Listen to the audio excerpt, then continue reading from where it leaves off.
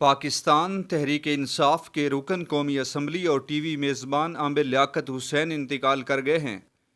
عامر لیاقت حسین کو طبیعت ناساز ہونے کے باعث گھر سے ایمبولینس کے ذریعے آغا خان ہسپتال منتقل کیا گیا تھا، مگر وہ جان بر نہ ہو سکے۔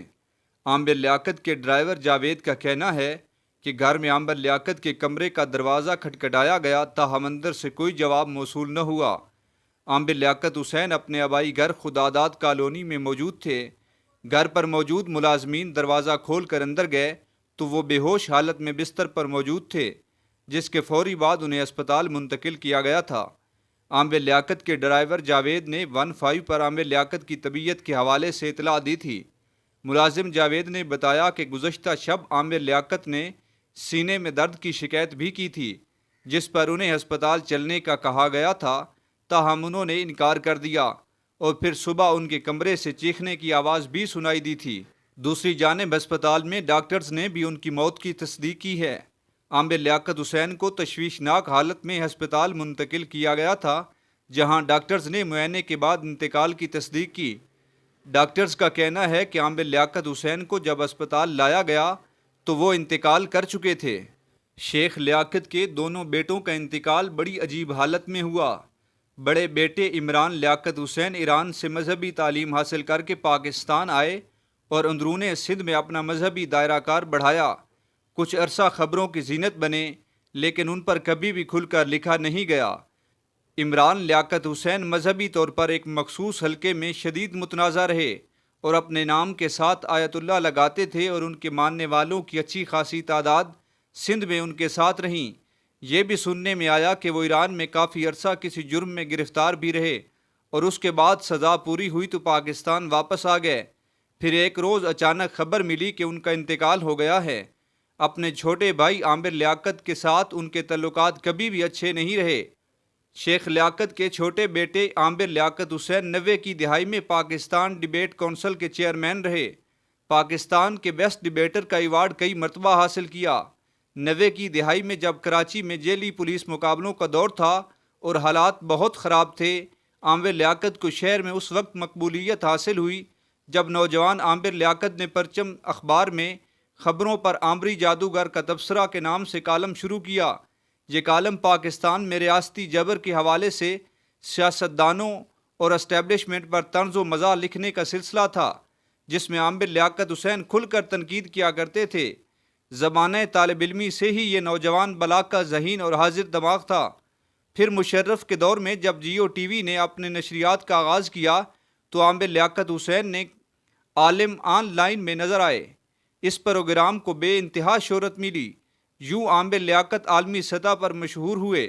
سیاسی طور پر 90 کی دہائی سے ہی عامر لیاقت حسین نظریاتی طور پر MQM اور الطاف حسین سے وابستہ رہے اور آخر کار انہیں مشرف کے دور حکومت میں وفاقی وزیر مذہبی امور منتخب کیا گیا۔ اس وقت یہ کراچی سے MQM کی نشست پر الیکشن جیت کر آئے ہوئے تھے۔ پھر وقت گزرتا گیا، شہرت کی دیوی عامر لیاقت حسین پر مہربان ہوئی اور وہ اس کا بوجھ نہیں سہ سکے۔ ان سے یکے بعد دیگرے فاش غلطیاں ہوئیں۔ ٹی وی شوز میں ان کے کیمرے کے پیچھے ریکارڈز ہونے والے کلپس سوشل میڈیا کی زینت بنے، لیکن چونکہ وہ اپنی صلاحیتوں کی وجہ سے ریٹنگ کی اس دوڑ میں ٹی وی چینلز کی ضرورت بن چکے تھے، لہٰذا انہیں ہر جگہ ہاتھوں ہاتھ لیا جاتا تھا۔ پاکستان میں عامر لیاقت حسین نے رمضان ٹرانسمیشن کا ایک نیا انداز شروع کیا اور ٹی وی چینلز پر ریٹنگ کے جھنڈے گاڑ دیے۔ ان کے پروگرام سب سے زیادہ دیکھے جاتے اور ٹی وی اربوں روپے کماتا۔ خود عامر لیاقت کروڑوں میں کھیلتے۔ خرابی کا آغاز ہوا اور پھر عامر لیاقت کبھی سنبھل نہیں سکے۔ سیاسی طور پر الطاف حسین کو بچپن سے پسند کرنے والے عامر لیاقت نے 2015 میں الطاف حسین کی جانب سے کی جانے والی تقریر کے بعد فاروق ستار اور نسرین جلیل کے ساتھ پہلی پریس کانفرنس کی اور MQM کو آگے لے کر چلنے کا عندیہ دیا، لیکن 2 روز بعد وسیم بادامی کے ایک پروگرام کے دوران ان کو ایک پراسرار کال ریسیو ہوئی اور انہوں نے سیاست سے علیحدگی کا اچانک اعلان کر دیا۔ اس اعلان کے بعد انہوں نے اپنے بچپن کے پسندیدہ لیڈر اور سیاسی جماعت MQM کے خلاف ٹی وی کے پروگرامز کیے، ہرزہ سرائی کی، اور پھر ان کا ذہن ایسا بگڑا کہ شرفاء نے ان کو سننا ہی بند کر دیا۔ 2018 کے انتخابات میں عمران خان کی لہر آئی تو وہ اس لہر میں بہتے چلے گئے۔ ان 3 برسوں میں عامر لیاقت حسین نے خود کو ایک بدترین موقع پرست انسان ثابت کیا۔ عمران خان سے جا کر بنی گالہ میں ملاقات کی اور پی ٹی آئی میں شامل ہو گئے۔ 2018 کے انتخابات میں کراچی شہر میں بدترین دھاندلی ہوئی اور ان دھاندلی زدہ الیکشن میں کامیاب ہو کر قومی اسمبلی میں تحریک انصاف کے رکن قرار پائے۔ عمران خان نے عامر لیاقت حسین کو کابینہ میں کوئی حصہ نہیں دیا اور کبھی اہمیت نہیں دی۔ چونکہ اسٹیبلشمنٹ عمران خان کے ساتھ تھی تو عامر لیاقت حسین اس دوران خون کا گھونٹ پی کر خاموش رہے، لیکن کبھی کبھی لب کشائی ضرور کرتے تھے۔ کبھی تحریک انصاف چھوڑنے کی بات کرتے تو کبھی عمران خان کی تعریفوں کے پل باندھ دیتے۔ اب ٹی وی چینلز نے ان کو وہ حصہ، اس دوران میڈیا میں وہ انتہائی متنازع شخصیت کے طور پر سامنے رہے۔ اب ٹی وی چینلز نے ان کو وہ اہمیت دینا بند کر دی تھی جو کبھی ان کا خاصہ رہی تھی۔ وہ سیاسی طور پر تنہا تھے اور فرسٹریشن کا شکار تھے۔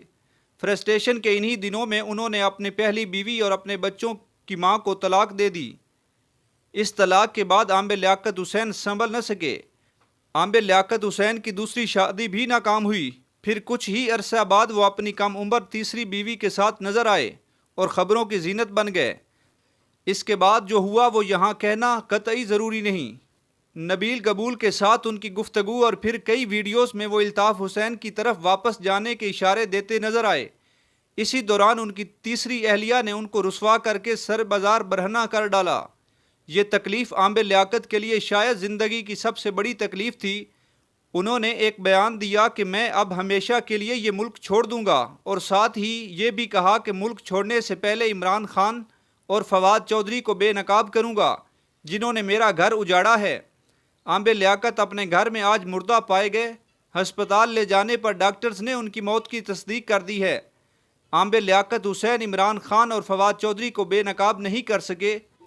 یہ کراچی کا ایک باصلاحیت نوجوان تھا جس کا بلا کا حافظہ تھا اور جو حاضر جوابی میں اپنی مثال آپ تھے۔ شیخ لیاقت کے چھوٹے بیٹے کی موت بھی پراسرار حالت میں ہوئی۔ عامر لیاقت آج ہم میں نہیں۔ انہوں نے جو کچھ اس دنیا میں کیا، اللہ تعالیٰ سے دعا ہے کہ ان کی لغزشوں کو معاف فرمائے اور ان کی مغفرت فرمائے۔